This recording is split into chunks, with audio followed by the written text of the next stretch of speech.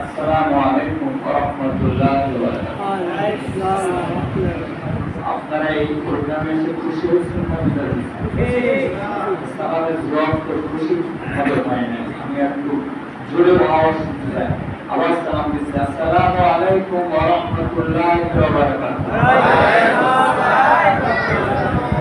আলহামদুলিল্লাহ, আমরা আল্লাহর শুকরিয়া আদায় করি যে আল্লাহ আমাদের কি করেছেন, দ্বিতীয়বার বাংলাদেশে স্বাধীনতার যে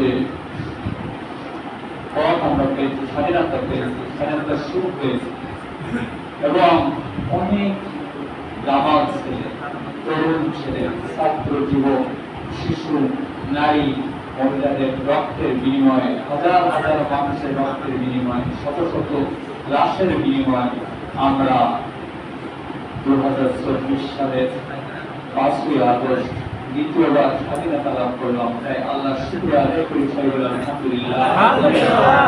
আরো জোরে বলে আলহামদুলিল্লাহ।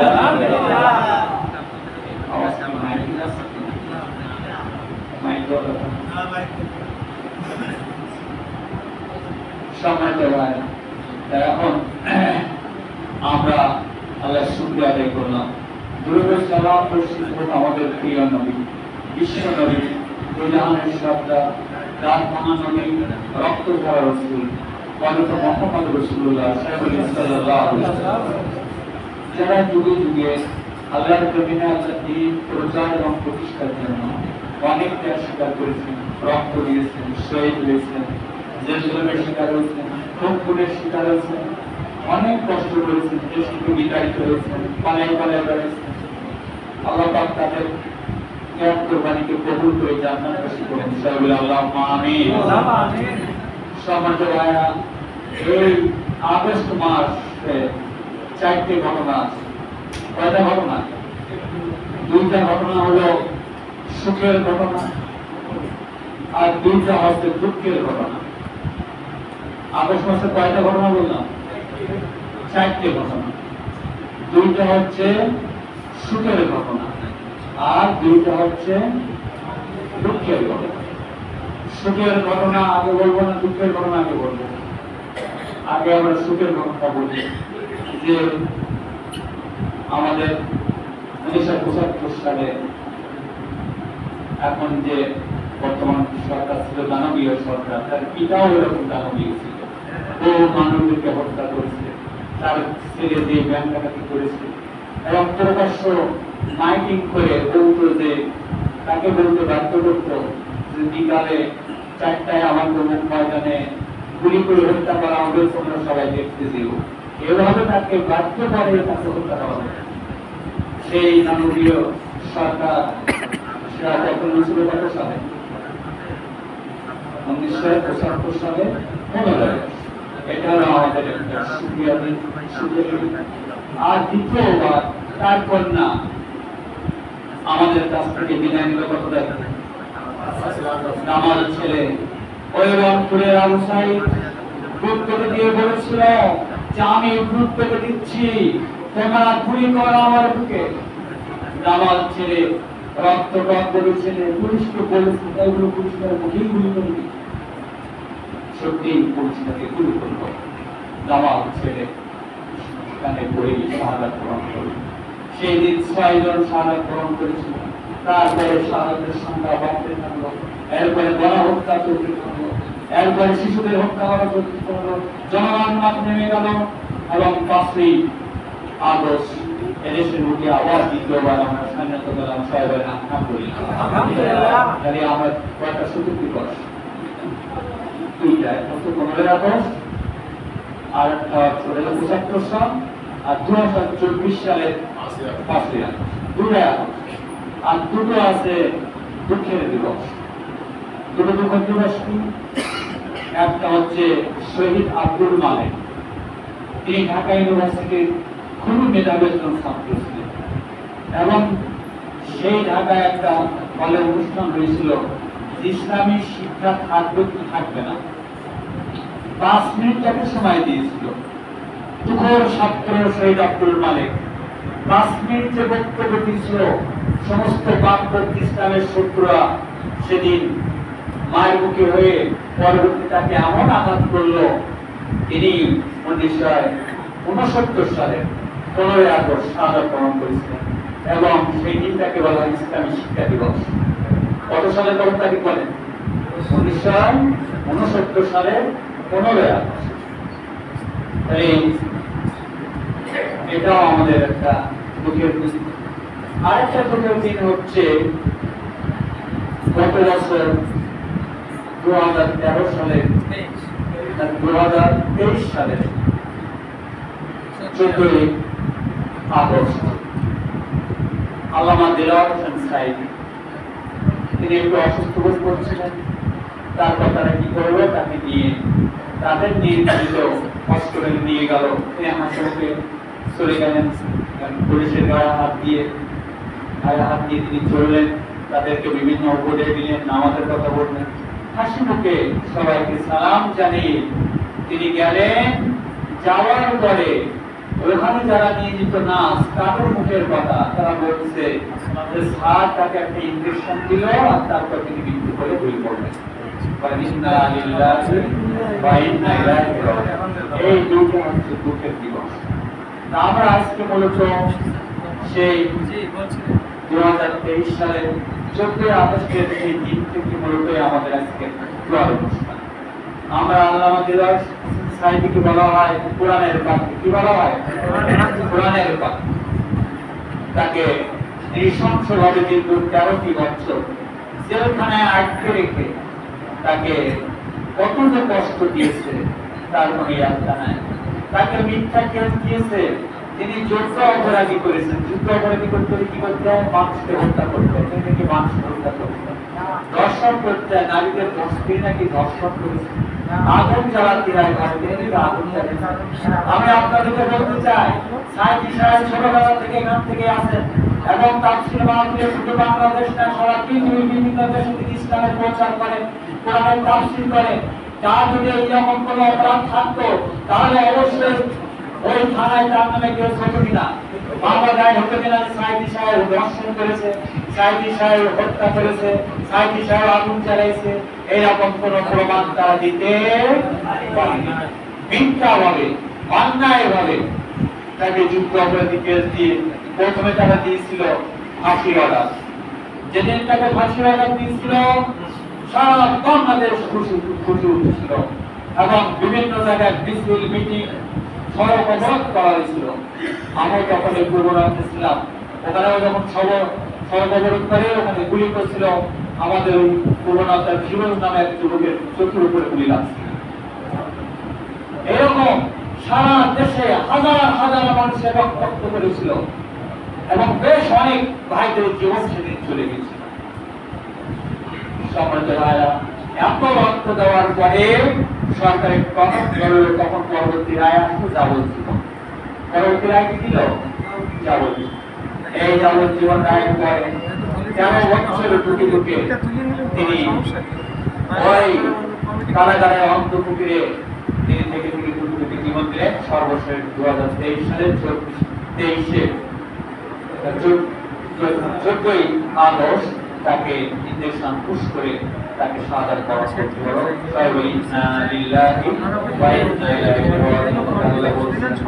কুল্লাহুম্মা মালিকাল মুলকি তুতিল মুলকা মান তাশা। এই জন্য বলতে যে আল্লাহ রাব্বুল আলামিন সমস্ত রাজত্বের মালিক, তিনি যাকে চান তাকে ক্ষমতা দেন। অর্থাৎ তুতিল মুলকা মান তাশা, তিনি যাকে চান তার কাছে ক্ষমতা কেড়ে নেন। ক্ষমতা দেওয়ার মালিক কে? আল্লাহ। কে দেওয়ার মালিক কে? আল্লাহ। জোরে কে? আল্লাহ। অতএব মান্তাসা, তিনি যাকে চান তাকে ইজ্জত করেন, অতএব মান্তাসা, তিনি যাকে চান তাকে বেইজ্জত করেন। তাই সম্মান দেওয়া, ইজ্জত দেওয়া, ক্ষমতা দেওয়া, ক্ষমতা কেড়ে নেওয়া সবগুলো মালিক কে? আল্লাহ। জোরে কে? আল্লাহ।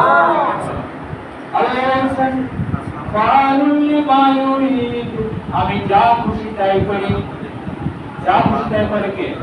আল্লাহ। এই জন্য আমরা যে দ্বিতীয়বার স্বাধীনতা পেয়েছি, এই স্বাধীনতা কার দাম? কার দাম? আল্লাহর দাম। কারণ স্বৈরাচার খুনিরা তার পতনের সব পথ বন্ধ করে। মনে করেছিল যে আমার বাবাকে হত্যা করেছিল সেনাবাহিনী, এই সেনাবাহিনীকে দুর্বল করেছিল। তাই 2009 সালে ক্ষমতা নেওয়ার পর কিছুদিনের মধ্যে পিলখানায় পরিকল্পিতভাবে 57 জন চৌকস মেধাবী দক্ষ যোগ্য সেনাদেরকে নৃশংসভাবে সেনাবাহিনীকে হত্যা করলো, বহু মিডিয়ার হত্যা হলো, বহু মানুষের হত্যা হয়েছিল। এ কথা সত্য না মিথ্যা? এর বিচার কি বাংলাদেশে হয়েছে? সম্মানিত ভাইরা, মনে করেছিল যে সেনাবাহিনীকে দুর্বল করে আমি যা খুশি তাই করবো, কিন্তু আল্লাহর মেহেরবানি এবার সেনাবাহিনী তার কথায় সাড়া একেবারে আলহামদুলিল্লাহ। তার ইচ্ছা ছিল যে তার মতের পথে রাষ্ট্রীয় শাসন সেনাবাহিনীর প্রধান দায়িত্ব দিয়েছিল যে গুলি করে সব ঠান্ডা করে দেওয়া, কিন্তু দ্বিতীয় পর্যায়ে যারা সেনাবাহিনী ছিল তারা বলল যে আমরা জনগণের বিরুদ্ধে গুলি করতে পারবো না, আমরা জনগণের কাতারে থাকবো। এই কথা বলার কারণে প্রধান যিনি ছিলেন সেনা প্রধান, তিনি তার এজেন্ডা, সরকারি এজেন্ডা বাস্তবায়ন করতে পারেননি। আলহামদুলিল্লাহ, সেনা তারা জনতার মুখে গুলি না করে জনতার পক্ষে তারা থেকে এই বিপ্লবটা সহজ করেছিল। সম্মানিত ভাইরা, যেদিন তার বিদায় হবে 5 আগস্ট, তার বিদায়ের কিছু আগে যখন চারিদিক থেকে স্রোতের মতো মানুষ তার বুক ভিক্ষা করে, তার বুক ভেঙে লক্ষ লক্ষ মানুষ ঢাকার চারিপাশে বিভিন্ন পথে ঢুকে যখন গণভবনের দিকে খুঁজছে, তখন বলছে যে আর সময় নেই, আপনাকে বিদায় নিতে হবে। তখন তিনি বলছেন যে দেখি, তিনি বললেন না আমি বিদায় নেব না। তারপর তার বোনকে বলা হলো, আপনার আমাকে বোঝান, আপনার বোনকে বোঝান। রেহানা বোঝালো, সে বললো আমি পরকার করবো না। তারপর রেহানা অযোধ্যায় তার ফোন করলো, ওখান থেকে অযোধ্যায় তার মাকে বললো, মা পরিবেশ ভালো না, আপনি ক্ষমতা ছেড়ে দিয়ে চলে আসুন। সেই অযোধ্যায় কথা বললো, তখন তিনি পর্যায় স্বাক্ষর করে তিনি বিদায় নিলেন। বলা হলো 45 মিনিটের মধ্যে আপনি এখান থেকে বিদায় নেন, যে অবস্থার সৃষ্টি তারা এর মধ্যে ঢুকে পড়বে, তখন আমাদের নিয়ন্ত্রণে বাইরে চলে। এই কথা বলার পর তার অনেক প্রয়োজনীয় জিনিস দিতে পারলো না। সে বললো আমি একটা বক্তৃতা দিয়ে দিতে চাই, সেই বক্তৃতা করে সে সুযোগটুকু নেই। তিনি বলেছিলেন এই ব্যক্তি পলায় না, কিন্তু পলায় কেমন বিধান করেন আল্লাহ, আল্লাহ পছন্দ করেন না। তিনি পরে চলে গেলেন, আলহামদুলিল্লাহ। একটি বাংলাদেশ আমরা সমাজ পেলাম শহীদ তরুণ ছাত্র যুবকের রক্তের বিনিময়ে বাংলাদেশ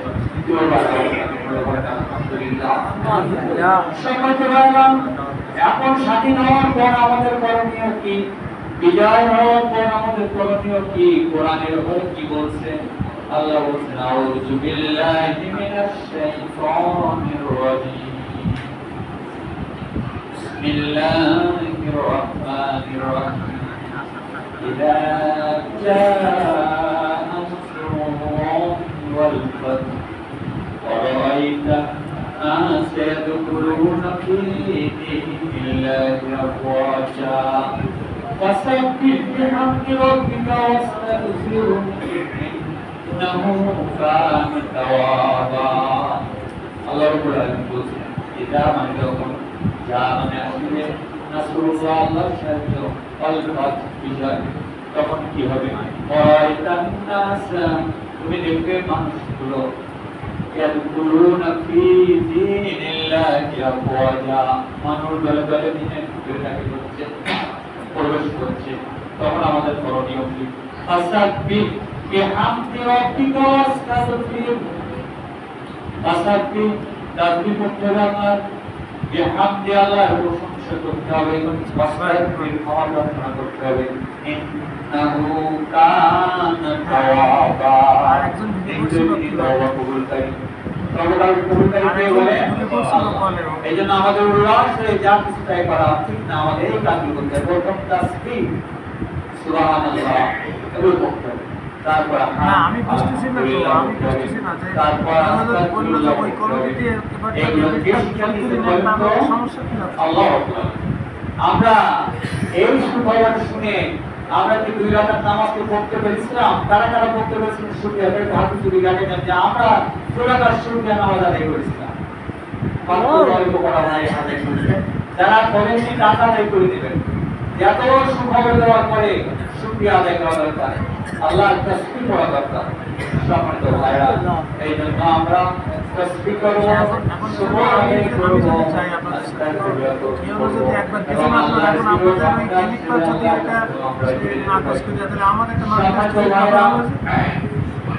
এখন 8 তারিখে প্রথমে আমি যেতাম না যে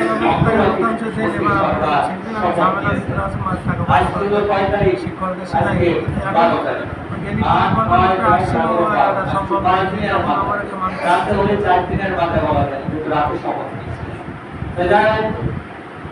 এই শপথ নেওয়ার পরে আমরা কিছু পরিবর্তন আস্তে আস্তে দেখতে পাচ্ছি। আমরা কিন্তু অনেক পরিবর্তন দেখছি। সেই পরিবর্তন প্রধান বিচারপতি আল্লাহ মেহরবানি তার পরিবর্তন হয়েছে। অনেক যারা বড় বড় আসামি এই দলের দিক দিয়ে বিভিন্ন রকম হত্যাযজ্ঞ অপরাধ করেছেন, তারা বিভিন্ন জায়গায় ধরা পড়ছে। এইরকম পরিবর্তন আমরা দেখতে পাচ্ছি।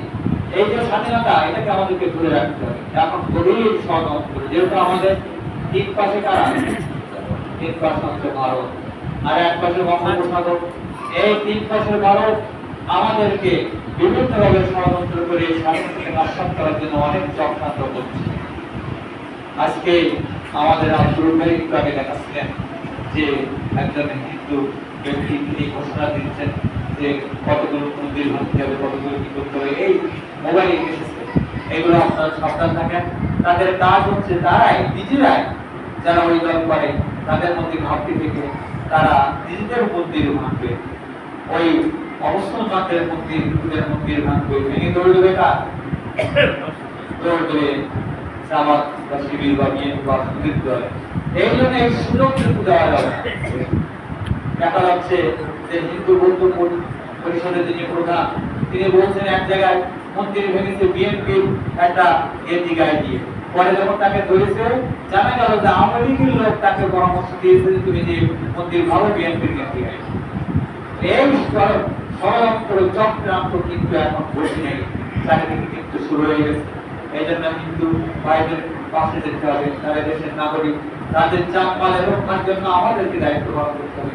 ওই দেওয়াটা উপজেলার থানা, ওখানে ইসলামিক ছাত্র শিবিরের ভাইরা তারা রাত জেগে জেগে 24 ঘন্টা থানা পাহারা দিয়েছে।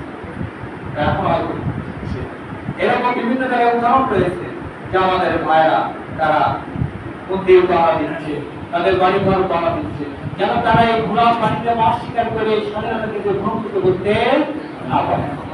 সম্মানিত ভাইরা, এই জন্য আপনারা এগুলো করে সজাগ থাকবেন, সব দিকে এই কথাগুলো আপনাদেরকে জানিয়ে দেবেন। আপনাদেরকে সুন্দরভাবে এই স্বাধীনতার ভোট পেতে হলে ইসলাম ছাড়া এই স্বাধীনতার সুফল আমরা পেতে পারবো না। কি ছাড়া বলেন তো? ইসলাম ছাড়া স্বাধীনতার সুফল পাওয়া যাবে না। বলেন তো, একটা গরু গোলামি করে কিনা, একটা ছাগলের হুকুম মেনে চলে কিনা, একটা দাদার হুকুম মেনে চলে কিনা, একটা কুকুরের আইন মেনে চলে কিনা? এই কোন কুকুরের আইন মানে না, কোন গাধার হুকুম মেনে চলে না, কোন বানরের হুকুম মেনে চলে না। তাহলে আমরা মানুষ হয়ে মানুষের গোলামি করবো। আমরা গোলামি করবো কার? আসমান কার? জমিন কার? আমরা যারা সৃষ্টি হয়েছি, কে আমাদেরকে সৃষ্টি করেছেন? আমরা যে পানি পান করি, পানির অপর নাম জীবনের পানি কে দিয়েছেন? এই অক্সিজেন ছাড়া মানুষ বাঁচতে পারে না, অক্সিজেন বাতাস কে দিয়েছেন? আইন চলবে কার? আল্লাহ বলছেন সাবধান, সৃষ্টিদার হুকুম চলবে তার। সাবধান, সৃষ্টিদার হুকুম চলবে তার। সৃষ্টি করছে কে? হুকুম চলবে কে? আজকে আমাদের জন্মের পর থেকে আপনারা বিশ্বাস করেন আমাদের জন্মের পর থেকে এই বাংলাদেশে কখনো আল্লাহর আইন কি চালু হয়েছিল না, যে কারণে আমরা কখনো শান্তি পাই। এই জন্য এক স্বৈরাচার, এক দানবীয় শক্তি হারিয়ে আবার এক স্বৈরাচার দানবীয় শক্তি ক্ষমতা এসে ওই মানুষের আইন দিয়ে করেছে, তবে আবার জুলুম নির্যাতন করুক, এটা কি আপনারা চান? এই অপশক্তি কখনো যেন আর ক্ষমতা আসতে না পারে। যারা পরিচিত, যারা ক্ষমতায় এসে মানুষদের উপরে অত্যাচার জুলুম নির্যাতন করেছে, এরকম কোনো শক্তি যেন আর ক্ষমতায় আসতে না পারে। এই জন্য ইসলাম ছাড়া মানুষের মুক্তির কোনো পথ না। আল্লাহ বলছেন, আমাইয়া বুতাকি গায়রাল ইসলামি দীনান ফালা ইয়াকবালু মিনহু ওয়া হুয়া ফিল আখিরাতি মিনাল খাসিরিন। শেষ করে দেব না? জি, আল্লাহ বলছেন যে ইসলাম ছাড়া যারা অন্য কোনো জীবন আদর্শ গ্রহণ করবে আল্লাহ তা কবুল করবেন না। ওয়া ফিল আখিরাতি মিনাল খাসিরিন, তারা ক্ষতিগ্রস্ত হবে। তাই আমরা এই ক্ষতিগ্রস্ত হাত থেকে আমরা সবাই বাঁচতে চাই। আমাদের এই যত আলোচনা আছে, যত কথা আছে, আমাদের কোন টার্গেট হচ্ছে আমরা জান্নাত পেতে চাই। কি পেতে চাই বলেন? এবং জাহান্নামের কঠিন আযাব থেকে মুক্তি পেতে চাই। আমি সেই কথাগুলো বলে আমি শেষ করব ইনশাআল্লাহ। আল্লাহ বলেন, ইয়া আইয়ুহাল্লাযীনা আমানু আলা আদুল্লুকুম আলা তিজারাতিন তুনজিকুম মিন আযাবিন আলীম।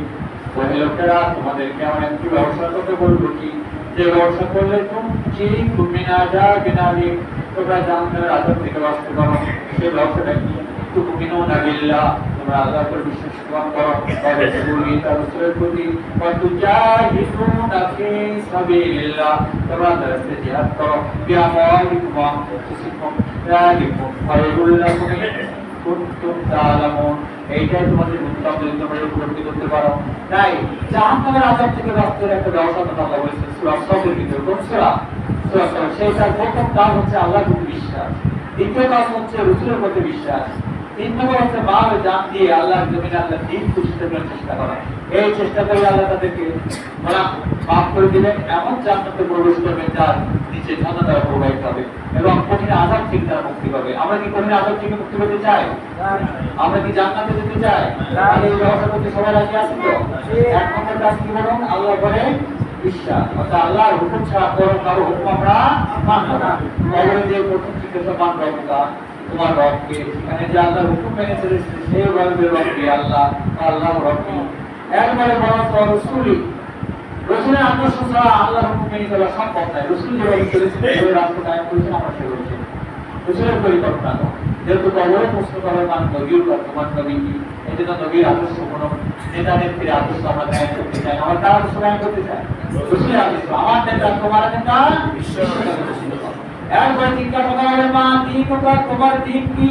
আমাদের দিন হচ্ছে ইসলাম। ইসলামের আলোকে ব্যক্তি, পরিবার, সমাজ, রাষ্ট্র, অর্থনীতি, রাজনীতি, বিচার সব কিছু দিন ইসলাম আলোকে চলবে, তাই মানুষ শান্তি পাবে, দুনিয়ার শান্তি এবং আখিরাতে জাহান্নামের আযাব থেকে মুক্তি পেয়ে জান্নাতে ঢুকবে। আল্লাহ পাক আমাদেরকে ব্যবস্থা করে জাহান্নামের কঠিন আযাব থেকে মুক্তি পেয়ে জান্নাত পাওয়ার তৌফিক দান করুন। সবাই আমিন। ওয়া আখিরু দাওয়ানা আলহামদুলিল্লাহি রাব্বিল আলামিন। আসসালামু আলাইকুম ওয়া রাহমাতুল্লাহি ওয়া বারাকাতুহু। سبحانك اللهم وبحمدك أشهد أن لا إله إلا أنت أستغفرك وأتوب إليك. بسم الله الرحمن الرحيم. الحمد لله رب العالمين الرحمن الرحيم مالك يوم الدين إياك نعبد وإياك نستعين اهدنا الصراط المستقيم صراط الذين أنعمت عليهم غير المغضوب عليهم ولا الضالين آمين. بسم الله الرحمن الرحيم. قل هو الله أحد الله الصمد لم يلد ولم يولد ولم يكن له كفوا أحد. بسم الله الرحمن الرحيم. قل هو الله أحد الله الصمد لم يلد ولم يولد ولم يكن له كفوا أحد. بسم الله الرحمن الرحيم. قل هو الله أحد الله الصمد لم يلد ولم يولد ولم يكن له كفوا أحد. اللهم صل على محمد وعلى آل محمد كما صليت على إبراهيم وعلى آل إبراهيم إنك حميد مجيد اللهم بارك على محمد وعلى آل محمد كما باركت على إبراهيم وعلى آل إبراهيم إنك حميد مجيد أستغفر الله ربي من كل ذنب وأتوب إليه لا حول ولا قوة إلا بالله أستغفر الله ربي من كل ذنب وأتوب إليه لا حول ولا قوة إلا بالله اللهم ربنا ظلمنا أنفسنا وإن لم تغفر لنا وترحمنا لنكونن من الخاسرين ربنا آتنا في الدنيا حسنة وفي الآخرة حسنة وقنا عذاب النار ربنا لا تزغ قلوبنا بعد إذ هديتنا وهب لنا من لدنك رحمة إنك أنت الوهاب رب العالمين আমরা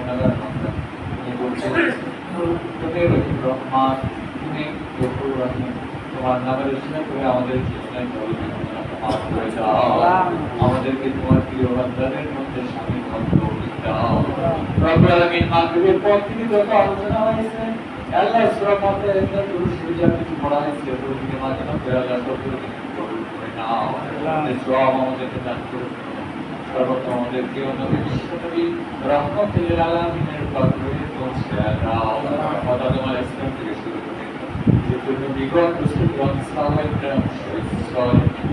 আল্লাহ তামাম পৃথিবীর মাটিতে নাশিয়াত আল্লাহ সবার পাকে পৌঁছে দাও বিশেষ করে আমাদের পুলিশে আমাদের আমাদের দাদা-দাদিরা সন্তান তখন মানুষ দুনিয়া থেকে চলে গেছে সবার পাকে পৌঁছে দাও আল্লাহ বিশেষ করে যার জন্য আজকের দোয়ার ব্যবস্থা করা হয়েছে আল্লাহ মা দিল সাইদি কোরআনের বাকি রব্বুল আলামিন গত বছরকে মানে ওই অবস্থাকে খুশি আল্লাহ দুনিয়ার মুক্তি তাদের বিদায় আল্লাহ তার পাকে পৌঁছে দাও আল্লাহ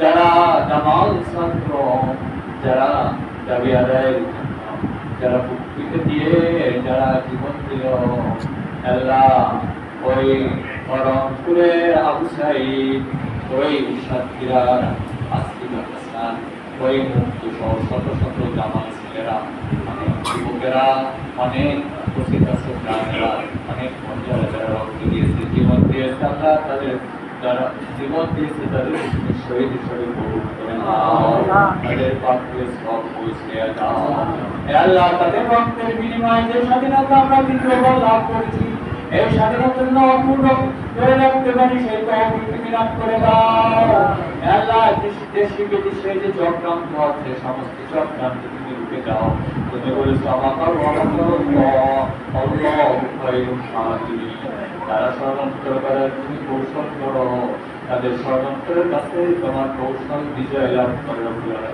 তাই তারা যতই ষড়যন্ত্র করুক তারা যদি বিজয় না হতে পারে সেই তৌফিক দাও এদেশের পেছনে তৌফিক থাকে সেই তৌফিক দাও আমাদের সবার নিয়ে আশা তুমি পুরা করে দাও আমাদের মধ্যে আমাদের পরিবারে যারা অসুস্থ সবাইকে সেবা দান করে দাও যারা অসুস্থ করে দাও যারা আমরা ঋণে আছি তোমার তৌফিক দাও দুনিয়া আখিরাতে আমাদের জীবনে শান্তি ফয়সালা করে দাও এই মুক্ত প্রামুক্ত হয়ে তোমার রহমতের আদায় করে জান্নাতের উপযুক্ত হয়ে যেন তোমার কাছে চলে যেতে পারি সেই তৌফিক দাও মৃত্যুর আজাদ কবরের আজাদ জাহান্নামের আজাদ জগতের আজাদ থেকে আজাদ পেতে পারি সেই তৌফিক দাও ربنا تقبل منا انك انت السميع العليم وتب علينا انك انت التواب الرحيم سبحان ربك رب العزة عما يصفون وسلام على المرسلين والحمد لله رب العالمين وجعل اخر كلمة لا اله الا الله محمد رسول الله